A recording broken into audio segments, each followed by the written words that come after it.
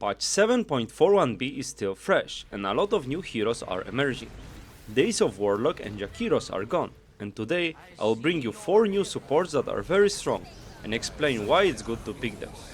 When I created the list, I thought not only about how powerful the heroes are, but also if they are fun to play, and that's the case for all of them. If you want to know more about playing support, make sure you subscribe to the channel. And now, let's jump into it. Number 1. Rubick. This hero appears in most of my games right now. There are a couple of reasons for that. First, he's always been a stable hero. In terms of playing him, you rarely have a game where it's bad. It's just about reading the game well and understanding which spells are best to steal. At worst, you'll always be able to steal a nuke and one-shot waves with that spell and a bolt. Secondly, this hero got a lot of quality of life changes. This new innate seems like it's not a big deal, but it does add up, and with the fact your ultimate now straight up reduces cooldown of spells, means you have a very fun hero to play with, and a lot of changes made Rubick more reliable. But third, in my opinion most important thing, is the new build on him. To be honest, Rubick always struggled with a proper build. All the items he was buying didn't really offer him anything that he desperately needed. You had good cast range anyway. Blink, while being useful, is not as useful on a hero that mostly wants to stay backline. This new build includes Essence Distiller, new earn upgrade that is basically made for Rubick. What it does, it reveals invisible heroes, but also deals damage, cancels blinks, and provides vision. This item is perfect for a hero that has amazing cast range and wants to stay far back, while still being able to cast spells. Now, this new and cheap upgrade allows you to control fights way better, and also allow yourself to have a free choice of spells you will steal, as you will always see whole enemy team. Skill build didn't really change, it's still maxing your nuke with a value point in your Q. Rubick is really strong right now, but what's equally important, he's also fun to play. It's not like with other supports, where you just need to stay behind and cast golem from distance. Here, skill ceiling is very high. One of the most fun heroes in Dota is also quite strong, and that's why he's picked a lot. Number 2. Phoenix. This hero is one of the highest damage heroes in the game, and he's played as support. This alone means if you master it, you will have real impact in your games. Phoenix, just like other heroes on this list, got a lot of quality of life changes that led him to be strong. Dying Light innate ability means you will frequently just outtrade enemy heroes, as you deal quite a lot of damage, even in the early game. Your goal is to basically get to level 3, where you will have 4 nukes dealing 160 damage each.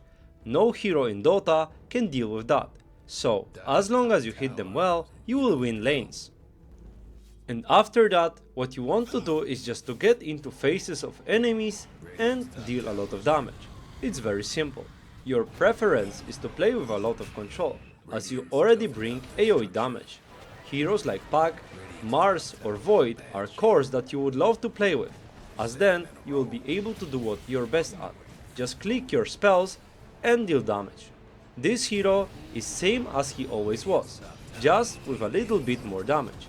I also think this current meta suits him well, and that's why he's top tier pick.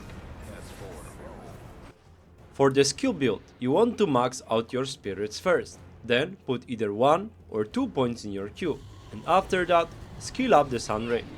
Your Q is mainly repositioned spell, and with the Sun Ray and Spirit maxed, you're the highest DPS support in the game. Nobody comes even close. Number 3. Lion. Talking about fun heroes to play, Lion is one of them. What they did to him is by default his innate splits between getting kills or assists and dying. Killing enemies or assisting during them grants you debuff duration, and dying yourself means you'll have spell amplification. And this means all of your stuns will simply last 20% longer, as long as you participated in a kill. Hex lasting 4 seconds, and your Impale almost 3. This might seem like it's not a lot, but it actually matters. On top of that, your ultimate has Fist of Death built in already, so it's quite easy to get a lot of stacks. If you play this hero right, it's not uncommon to get 20 stacks in 30-minute game, and that means your ultimate will pretty much insta-kill supports. Build is simple, you max your Q, at level 2 in most cases you would like to get Hex if you have kill potential, but if you don't, feel free to take mana drain. Generally, you want run kill boots into Blink, and this is a core build for you. Later, you would like to buy items like Glimmer or Solar, as you pretty much need only a Blink, but some players decide to go for a Shadow Blade, as you can, at some point, become a semi-core as well. Number 4. Silencer. This hero has been appearing in my games more and more, and I think most of people still treat him as a silence bot. He's got a lot of changes in the last patch, but there is basically a new way to abuse him. Before, most of players skipped W entirely to focus on nukes. Now, his W got buffed and now it has less mana cost, and on top of that, his move speed was buffed to 300. He's basically amazing laner level 1. Most of the heroes that can orb walk, meaning hit heroes in a wave without drawing aggro, are cores. Viper, Clinks or Draw can do that, but usually they need to focus on last hitting. Silencer, as support, is able to abuse the right click a lot, without worrying about anything else. And this alone is a huge thing. Mana cost on W was reduced, as before you could frequently run out of mana. While going from 14 to 12 is not much, it does make a huge difference.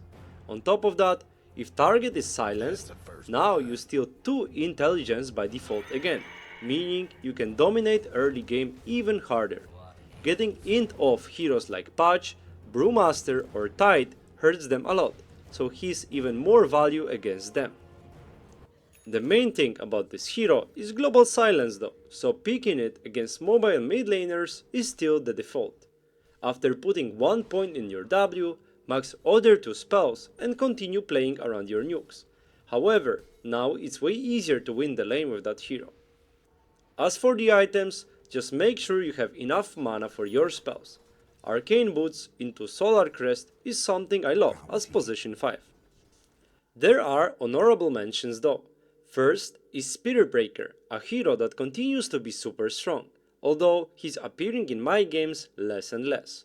I think a lot of players are switching to playing a ranged support right now, but him and Tusk are the best as melee heroes. However, they were popular in the last patch, so I did not include them.